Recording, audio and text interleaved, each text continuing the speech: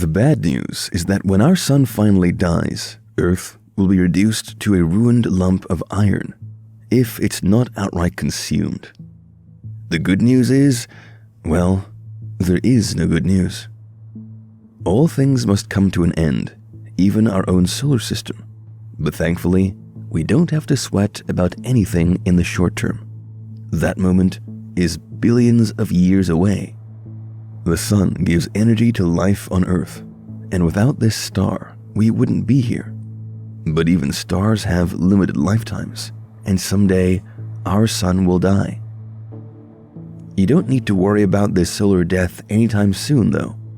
Like all stars, a churning fusion engine fuels the sun, and it still has a lot of fuel left, about 5 billion years worth. But our solar system is still going to start getting a little rough in the meantime. Stars, including our radiant sun, generate their brilliance by fusing hydrogen at their cores, a cosmic furnace that produces both heat and light. But this fusion process also yields helium as a byproduct.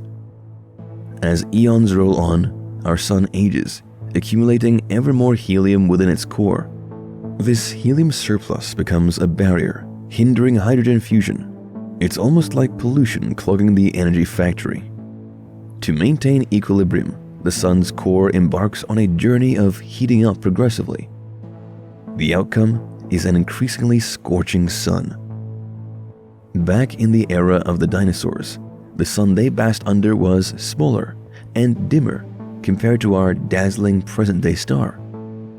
Way back, it wouldn't even resemble the sun we know today. It also means that somewhere around 500 million years from now, Earth is going to die its first death. The overheated sun will trigger a runaway greenhouse event. Our oceans will evaporate, dumping their water vapor into the atmosphere, trapping more heat near the surface. That will increase Earth's temperature, which will evaporate away more oceans, and it's like a never-ending cycle. Within about 100 million years, our oceans will dry up completely.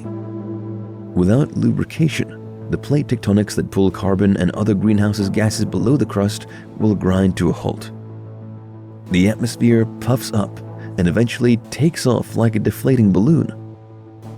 Maybe some tough life forms hide out in secret spots or way underground, but the awesome world we know today, that's a goner. After an astonishing span of approximately 4 billion years, the accumulated remnants of helium, known as helium ash, will finally amass into a dense core at the heart of the sun. This transformation will prompt the hydrogen enveloping the core to initiate fusion in a surrounding shell. The shift in the energy-producing zone within our star will set off a cascade of changes throughout its structure.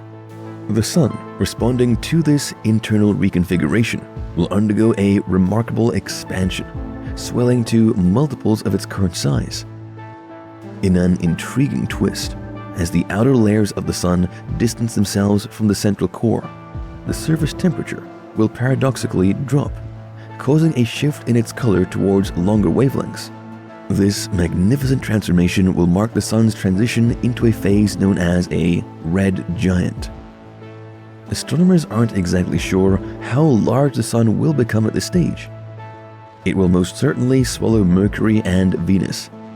It may also obliterate Earth, dissolving it in a matter of minutes within its fiery embrace. Or it may merely melt away whatever remains of our atmosphere, and even our delicate crust and mantle, leaving behind an exposed, ruined husk of iron that was once our core. Over the course of 1 billion years, the temperatures in the helium core will continue to climb, eventually reaching over 100 million Kelvin. At that critical stage, the temperatures and pressures are too much. The helium core will undergo a single nuclear event, lasting all of a handful of minutes. Essentially, a nuclear bomb the size of 100 Jupiters. With its heart cut out, the sun will recollapse and reassemble itself within about 10,000 years as a helium core surrounded by a layer of fusing hydrogen. But this is no calm star.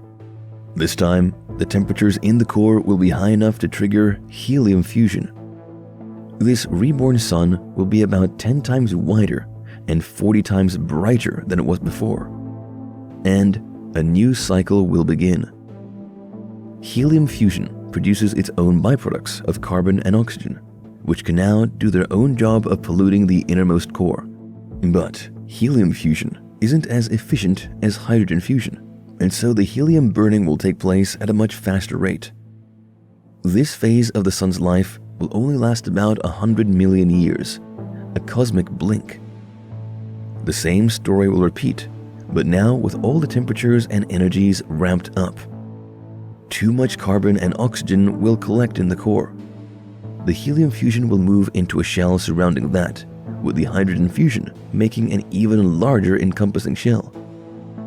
Once again, the sun will transform into a raging red monster, and this one will be even worse than before. The innermost regions of this giant star will now be frightfully unstable. The helium and hydrogen layers will sputter out and reignite, mix together, and stratify. With every convulsion in the core, the rest of the sun will respond.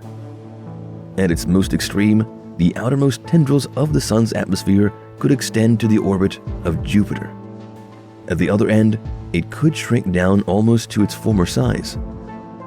With every heaving gasp, our sun will lose its outermost layers. A combination of high-velocity solar wind and furious radiation pumping out of the core will blow the outer atmospheric layers like wind in a sail, forcing it to billow across the solar system. Eventually, it will be too much. The sun will lose almost half its mass. The remainder will sit as an inert lump of carbon and oxygen, exposed to the universe for the first time. But it is within this graveyard that our sun will have one more chance for beauty. After 4 billion more years of hydrogen fusion, another billion years of helium fusion, and 100 million years of on-again, off-again red giant cycles, our sun will breathe its last breath. The dense remnant will no longer fuse to survive. Instead, it will just sit there, existing. Warm at first, but cooling quickly. A white dwarf. Toward the end of our sun's life, the innermost planets will already be gone. The outermost will certainly lose their atmospheres. Their icy moons, once covered in layers of thick, frozen water, will thaw, briefly becoming oases. But the chaos of the sun's death rattles will destabilize their orbits, sending some moons flying inward to be consumed by their angry mother. Others will eject from the solar system altogether, forced to wander the lonely depths of interstellar space.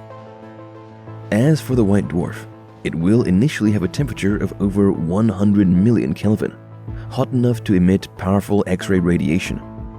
That radiation will filter through the clouds of gas surrounding the dead star, triggering fluorescence. The gas will absorb the X-rays and emit radiation of its own. It will become a planetary nebula. No two are alike, each created from the intricate and complicated dance of plasma and radiation near the end of a star's life.